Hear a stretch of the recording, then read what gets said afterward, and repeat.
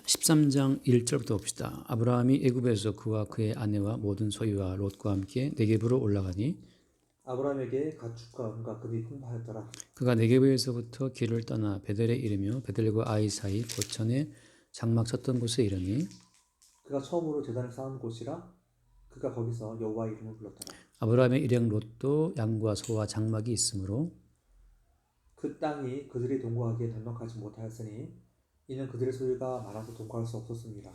그러므로 아브라함의 가축의 목자와 롯의 가축의 목자가 서로 다투고 또 가나안 사람과 브리스 사람도 그 땅에 거주하였는지라. 아브라함이 롯에게 이르되 우리는 한 친족이라. 나나 너나 내 목자나 서로 다투게 하지 말자. 내 앞에 온 땅에 있지 아니하냐. 나를 떠나가라. 내가 좋아하면 나는 우하고 내가 우하면 나는 좋아하리라.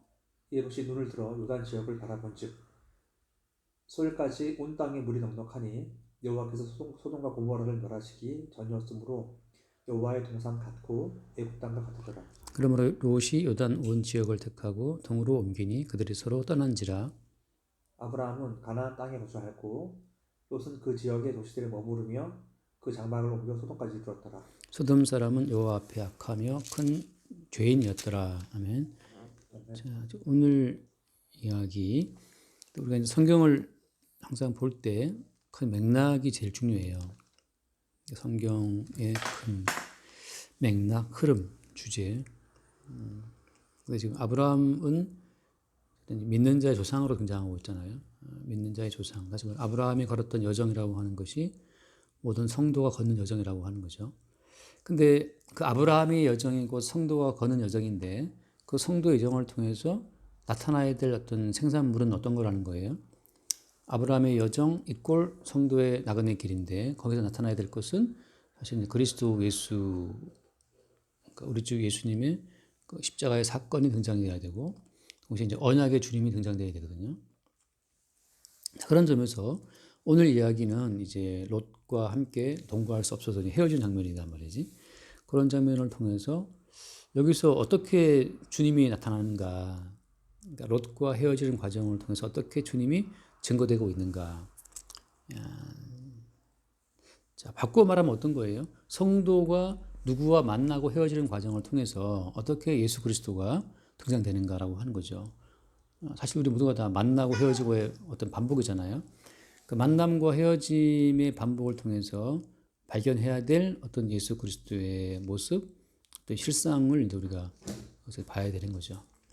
그래서 자, 처음에 생각할 것은 뭐냐면 일단 거기 2절에 보면 아브라함의 가축과 은과 금이 풍부했다라고 하잖아요. 아브라함은 사실 굉장히 부자가 됐어요. 근데 이제 아브라함이 부자가 된 것은 아브라함이 부자가 되기 위한 어떤 5개년 계획을 세워서 부자가 된 건가요? 아브라함이 자기의 의지나 계획으로 이렇게 가축과 은과 금이 풍부한 부자가 되었는가 하면 그것은 아니죠. 아브라함이 부자 되고 싶어서 된 것이 아니고 사실 아브라함은 생존이 급한 사람이었거든. 우리가 그 12장 10절 봤다시피 그 땅에 기근이 들었으므로 아브라함이 애굽에 거류하려고 내려갔다 했단 말이지. 이는 그 땅에 기근이 심했기 때문이다. 그러니까 아브라함은 극심한 기근을 피해서 생존을 위해서 애굽으로 갔었고 그리고 애굽에서 살기 위해서 자기 와이프를 동생이라고 속였고 그런 모든 과정을 통해서 아브라함은 부자 되기에 어떤 목적이 있었던 것이 아니고 그냥 생존을 위해서 잔머리를 쓰고 살았을 뿐이에요. 근데 지금 어때? 원치 않게 부자가 된 거죠. 근데 뭘 보여주냐면 이 아브라함이 부자가 된 것은 사실은 뭐 때문입니까? 우리가 이미 앞에 봤다시피 하나님의 개입이거든. 하나님의 개입으로 말미암아서 아내도 데리고 나오게 됨과 동시에 많은 어떤 부유한 재물을 갖고 나오게 된 거죠. 바꿔 말하면 믿음의 조상 아브라함은 자기 개인의 어떤 의지와 상관없이 인생을 지금 살고 있다는 것을 일단 보여주고 있어요. 그러니까 아브라함을 따라 믿음의 반열에 서게 된 모든 성도의 인생이라고 하는 것은 지속적으로 그들의 개인의 의지로 인생이 되는 것이 아니고 하나님의 의지가 개입된다는 사실을 계속 보는 거죠. 그래서 원래 아브라함은 누이라고 속이고 와이프를 그래서 생존을 도모했는데 이게 지금 왜 그 아브라함의 아내 그 사라가 누이가 아니고 와이프였다는 사실이 왜 드러났지? 왜 들통났지? 바로가 그걸 왜 알게 됐어요? 그 위에 부분 나오지만 그 12장 17절에 여호와께서 아브라함의 아내 사레의 일로 바로와 그 집에 큰 재앙을 내리신지라. 이게 여호와의 개입으로 말미암아서 그 사레가 아브라함의 아내였다는 사실이 드러나게 된 거예요. 다시 말하면 아브라함은 속이고 싶었는데 그 사레가 아브라함의 아내라는 사실을 폭로하는 분은 누구예요? 이게 하나님이에요. 하나님의 폭로로 말미암아서 아브라함의 그 은밀한 계획이 들킨 거예요. 그러니까 아브라함은 속이고 싶었는데 아브라함이 꽁꽁 숨기고 싶었던 그 부끄러운 어떤 거짓말을 이거를 들춰낸 분은 하나님이라고. 그러니까 성도의 인생은 뭐냐? 똑같아요, 지금. 믿음의 조상 아브라함의 여정은 성도의 여정인데, 따라서 성도의 인생은 뭐냐 하면 성도가 숨기고 싶고 감추고 싶고 남모르는 계략을 꾸미고 모략을 꾸미고 거짓말을 치고 살아간다 하더라도 어때요? 하나님은 따라오면서 그것을 들춰내시는 분이라고. 다시 말해서 내 의지를 폭로시키는 여호와 하나님의 의지의 개입, 그 확인되는 과정에서 성도의 성도됨이 드러나요. 그러니까 그 사람이 택함받은 백성인지 아닌지 어떻게 아느냐 하면 본인의 계획이 자꾸 뭔가 망가진다고 하면 일단, 그리고 내 계획이 망가지면서 이렇게 내 계획을 망가뜨리는 도대체 누구냐 말이지. 당신은 누구길래 이렇게 내 계획을 망가뜨리냐라고. 우리 그거 알잖아요. 바울이 다메섹 도상에서 그 빛 가운데 예수를 만나는데, 그때 예수를 만나고 했던 그 바울의 첫 번째 그 질문이 뭐였어요? 누시니까잖아. 당신 누굽니까? 한 것처럼 마찬가지죠. 지금 아브라함도 계속 본인의 거짓말을 아내와 잘 짜고 지금, 그래서 지금 아내가 바로에 들어가는데 이 아브라함 이 부부의 이 거짓말 자체를 폭로하신 분이 주님이고, 어떤 식으로 바로의 집에 재앙을 내림으로써 왜 이러십니까? 네가 왜 남의 아내를 데리고 왔느냐? 그런 과정을 통해서 지금 이게 드러난 거거든 말하자면. 그러니까 성도의 인생은 본인의 계획이 자꾸 무너지면서, 그러면서 당신은 누구냐? 왜 내 계획을 이렇게 무너뜨리십니까? 라고 하는 질문을 하게 될 때 그것이 오히려 예정된 창세 전에 예정된 하나님 백성이라고 하는 거. 이게 왜 중요해요? 왜 중요하냐 하면 이게 이제 이번 주일 낮에 했던 설교와 같은 현장인데, 인간의 자아라고 하는 것은 곧 제가 항상 뭐라 그래요? 인간의 자아는 곧 이게 귀신과 붙어 있어요. 인간의 자아는 귀신과 연합되어 있거든. 그러니까 엄밀히 말하면 자아의식이라는 것은 곧 귀신이 내게 만들어진 의식이라고. 그래서 이제 사람들은 내가 곧 귀신인지를 몰라요. 근데 유대인들이 그렇게 율법에 열심히 했잖아. 근데 예수님께서 무슨 말씀했어요? 예수님 하신 말씀은 너들 아버지는 마귀다. 그러니까 그토록 율법에 열심히 했던 그 삶 자체가 마귀가 준 어떤 그 의식으로 말미암아서 그런 신앙생활을 했다는 말이지. 그걸 그들이 몰라요. 예수님이 와서 말씀하시는 거지. 바꿔 말하면 자기의 행함으로, 자기의 행위로 자기의 인생을 책임질 수 있다고 믿는 거 있잖아. 그게 마귀의 의식이라고. 우리의 결심과 우리의 계획과 우리의 의지로 우리 인생을 만들어갈 수 있다. 어디까지? 예수를 믿어 천국 가는 것까지 포함해서. 그러니까 내가 예수를 믿지 뭐. 예수를 들어보니까 괜찮아. 내가 예수를 결심했어. 내가 예수를 믿고 예수님 말씀 순종하지 뭐. 내가 순종했어. 그렇게 나의 의지로 하나님 나라까지 갈 수 있다고 생각하는 그 생각이 원천이 어디에 있다고? 원천이 귀신이고 마귀에 있다는 거죠. 그러니까 인간은 사실은 자기의 행위로 자기 인생을 책임진다라고 하는 그 믿음은 다 이게 마귀적이고 세상적이에요. 그러니까 내 행함과 내 의지로 내 인생 만들어 간다고 하는 그 마귀적인 자아에서 주님께 어때? 주님이 개입할 때, 주님의 개입으로 어때? 그 마귀적인 생각이 깨지는 거야. 그래서 아브라함이 왜 이게 안 됐지? 바로가 불러서 뭐라 그래? 바로가 불러서 그 뒤에 12장 18절 앞에 봤다시피 바로 아브라함 불러서 이르되 네가 어찌하여 나에게 이렇게 행하였느냐? 네가 어찌하여 그를 내 아내라고 내게 말하지 않느냐? 하면서 데리고 가라 이제. 그러니까 왜 속였냐? 거짓말을 친다고 지금 야단맞고 있는 거예요. 그럼으로써 아브라함의 사적인 의지로 자기의 생존을 도모했던 그 모든 것이 부끄러운 일로 이게 폭로가 되고 말았어요. 주님께서는 계속해서 네가 아무리 너의 의지로 네 인생을 계획해도 너의 의지 말고 또 다른 분의 의지가 네 의지를 깨뜨린다. 이게 이제 말하자면 예정된 백성에게 나타나고 있는 하나의 현상이에요. 똑같이 있는 거야. 만약에 네가 진짜 아브라함 반열을 따라서 믿음을 가진 자가 맞느냐, 믿음의 선물이 여기 있다면 뭐가 따라온다는 거예요. 계속해서 내 의지, 내 주관으로 했던 이 모든 생각이 이게 막연하겠구나 하고 이제 본인이 세웠던 계획이 무너지는 경험들이 이게 반복적으로 드러나야 돼요. 그러니까 성도의 한평생은 평생 무너지는 과정이야. 뭐가 무너져? 내 계획과 내 생각이 무너지는 반복이죠. 똑같은 게 하루 살면서 나도 뭐 이런저런 계획이 늘 있단 말이지. 근데 늘 그게 늘 깨져요. 깨지면서 주님, 때로는 화가 나지. 화가 나는데 그때 뭘 인정하냐면 주님, 내 인생이 내 것도 아닌데 내가 왜 화를 내고 있습니까? 솔직히 나도 사실 안정적인 하루를 살고 싶은데 이게 막 혼란에 빠져버릴 때가 있거든. 그럼 나는 고요한 내 마음이 무너질까 막 너무 화가 난단 말이지. 그때 이제 또 순간 알죠. 내 인생은 내 것이 아니고 주님이었다. 그걸 고백하게 되고 주님이 그렇게 내 인생에 개입하셔서 나를 끌어가시는군요 하고 그 주의 불쑥 끼어든 개입을 인정하는 그 순간에 이제 잠깐 마음이 편안해지는 거지.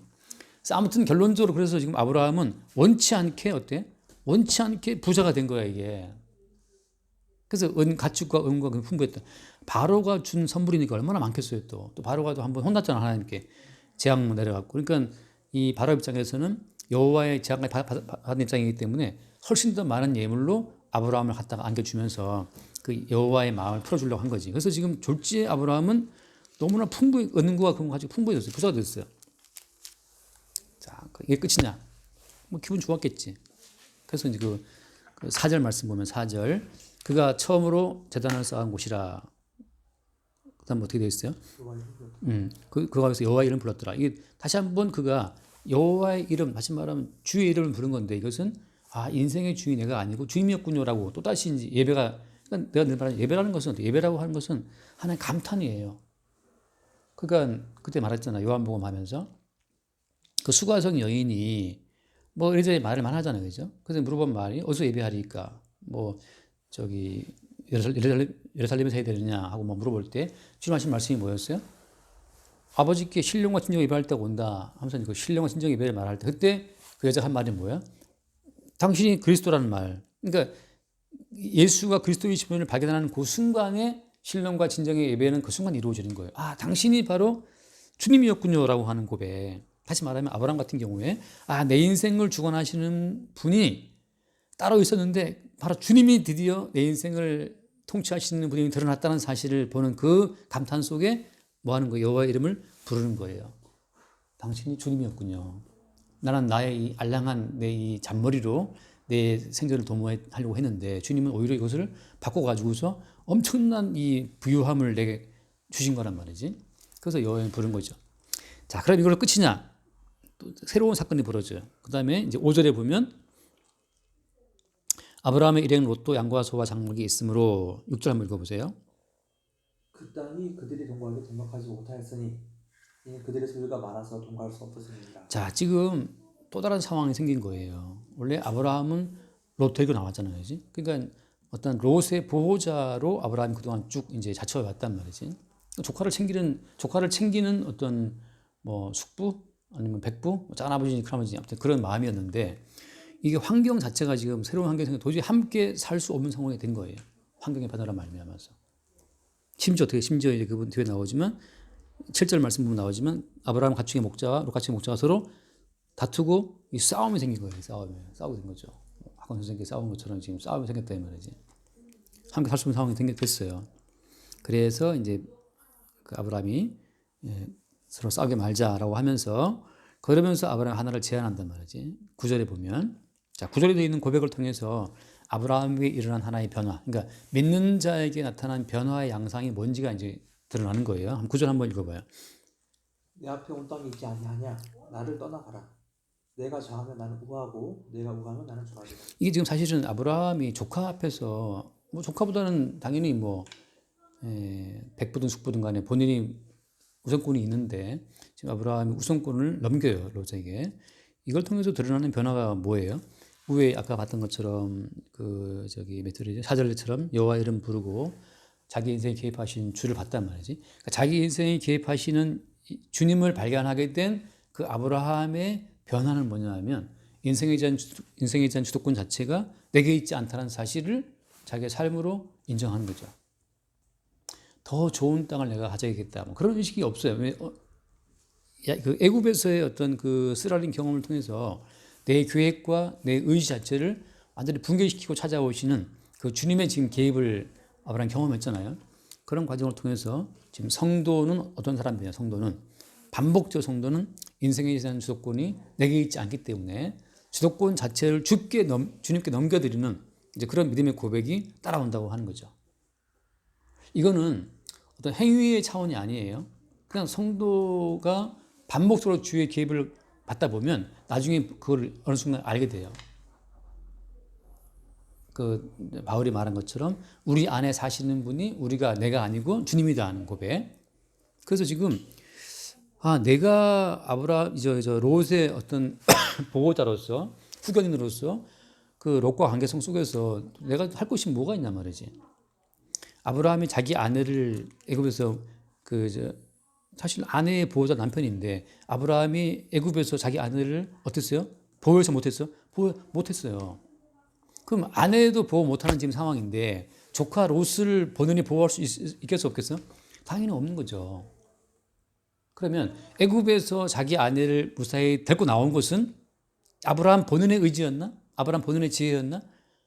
아브라함 본인의 지혜나 능력은 완전 무능하다는 게 드러났죠, 그죠?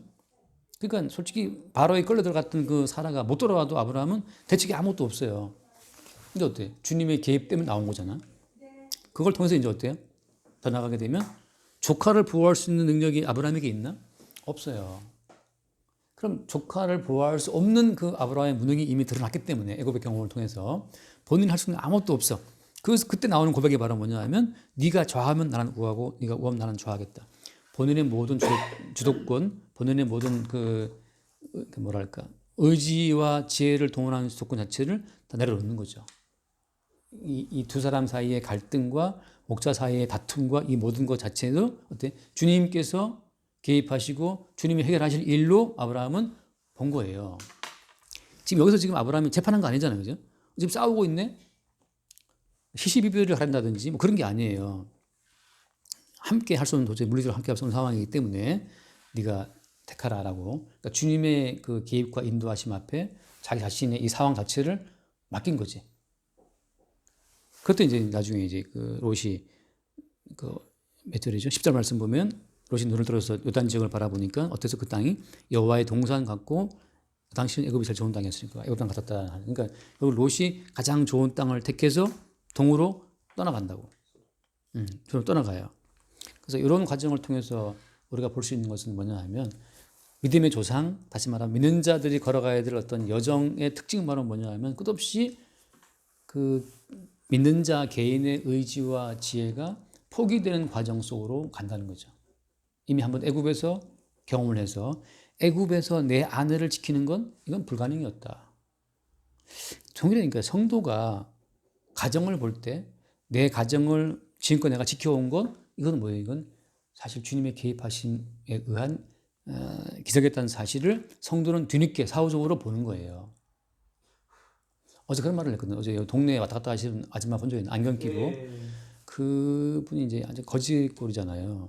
그래서 여러 번 친절을 베풀려고 하다가 좀 멈칫거리는, 왜냐하면 전에 목사님 말씀이 그분 좀 친절을 베풀려고 하다가 되게 한번 당한 적이 있거든. 그 여자분이 막 난리쳐갖고. 근데 어제 들어보니까 그분이 좀 과거에 뭐 다 대학도 나오고 그런 분이더라고. 근데 안 좋은 사건을 겪어서 뭐 성적 그런 걸 당해서 너무 이제 고통을 당해서 약간 정신이 이상하게 되신 케이스인데, 그런 분들을 보면 대학을 나왔다, 지금 멀쩡하게 살고 있다, 이 모든 것이 사실은 엄청난 기적이라는 거예요. 그러니까 지금 오늘 이 말씀을 통해서 우리가 볼 수 있는 것은 성도가 항상 사후적으로 자기 인생을 돌아보게 되면 끝없이 여호와의 개입하심으로 말미암아 내 아내를 내가 지켰다고 하는 거. 똑같죠. 저녁 같은 경우에 이제 부모님이 건강하시잖아. 근데 부모님과 동생과 좋은 관계를 유지한다, 이거 자체는 사실 주님의 개입하심이 없이는 안 될 관계예요. 지금 롯과 조카랑 지금 싸우고 있잖아요. 목사들이 지금 조카와 종과를 유지한다. 이것도 주님의 개입하심이 없으면 안 될 상황이에요. 그러니까 다시 말하면 성도의 특징은 바로 무엇이냐? 또 다시 말해서 창세전에 그리스도 안에서 예정된 자의 특징은 바로 무엇이냐? 끝없이 자기 개인의 의지와 개인의 지혜가 거부당하고 부정당하는 사건 속으로 끌려간다고 하는 거죠. 그러면서 개입하시는 또 다른 어떤 의지, 개입하시는 또 다른 분의 어떤 지혜, 그것을 반복적으로 경험하면서 나라는 존재의 근원 자체가 내 의지, 내 지혜, 내 결단에 있지 않고 주님께 있다는 사실을 본다는 거죠. 반대로 지금껏 살아온 내 인생의 모든 이 결과라고 하는 것이 내 의지와 내 선택과 내 지혜와 내 노력과 그런 것에 대한 결과였다고 한다면 그 사람은 누구와 한패라고? 그 사람은 마귀와 한패예요. 그래서 그들이 열심히 말씀대로 살고 지옥 가는 거예요. 왜냐하면 말씀대로 사는 것도 본인의 의지의 결과물로 생각하니까. 예수 믿는 것이 그 사람 본인의 의지의 삶으로서의 예수 믿음이라면 그게 마귀와 한패라고. 그럼 뭐예요 진짜는? 예수 믿음 자체는 우리 개인의 의지를 뛰어넘는 주님의 의지였다는 사실을, 내가 예수를 믿는 것도 내 의지를 넘어선 주님의 의지의 결과물이었다는 사실을 보게 될 때 그 사람이 그리스도 예수의 활동하심의 산물이 되는 거죠. 그런 사람에게 뭐가 있다?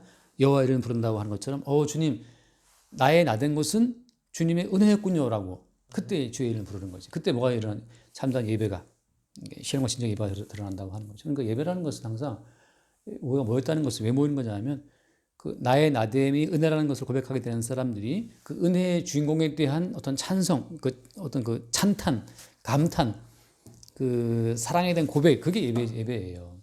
예배를 드림으로써 천국을 얻고 예배를 드림으로써 복을 얻고 이건 우상숭배고 그런 어떤 차이가 있는 거죠. 그래서 이제 그래서 결국은 성도는 계속해서 어떤 변화가 일어나는 거예요. 인생의 주인이 따로 있다는 사실을, 나된 것이 내가 아니고 은혜라는 사실을 계속 발견해 가면서 갈수록 자기에 대한 몸무게가 가벼워지는 거야. 존재의 무게가. 왜? 내가 내 인생을 결정지어서 내 인생이 되는 것이 아니니까. 살아온 것도 그랬고 앞으로도 그렇고 주님의 개입하심으로 계속 우리 인생이 만들어진다는 사실을 보게 되면서 인생에 보이지 않는 주님만을 고백하고 찬송하게 되는 거죠. 여기까지 합시다. 기도합시다.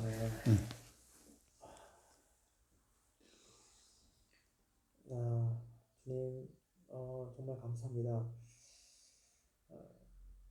저의 생각과 어떤 의지와 노력으로 무언가 될 수 있다고 생각했던 마귀에게 붙잡힌 생각과 마음이 깨트려지고 오직 저희 인생의 주인이 주님이라는 사실을 다시 깨닫게 해주신 참으로 감사합니다. 또 믿음의 조상을 통해, 훈도를 통해 더욱더 깊이 있게 이 사건을, 주님이 저희의 주인이라는 이 사건을 더욱더 바라보게 하시니 참으로 감사하고, 아멘. 매일매일 저희 주인이신 주님과 예수 그리스도를 바라볼 수 있는 그 믿음이 없어지지 않기를 소망합니다. 예수님 이름으로 기도합니다. 아멘. 주님 감사합니다. 아브라함의 의지를 무너뜨리시고 보이지 않는 주님의 의지로 그 인생을 이끌어 가신 것을 우리가 봅니다. 이처럼 날마다 우리의 지혜와 우리의 의지를 무너뜨리시고 우리 인생을 생명길로 이끄시는 주님의 의지와 주님의 지혜를 보게 하시고 주님의 개입에 반발하는 우리의 완악함으로 말미암아 늘 피 흘리시는 주님의 십자가 사건을 늘 새롭게 보게 하여 주옵소서. 우리 주 예수 이름으로 기도드립니다. 아멘. 같이 합시다. 수고하셨습니다.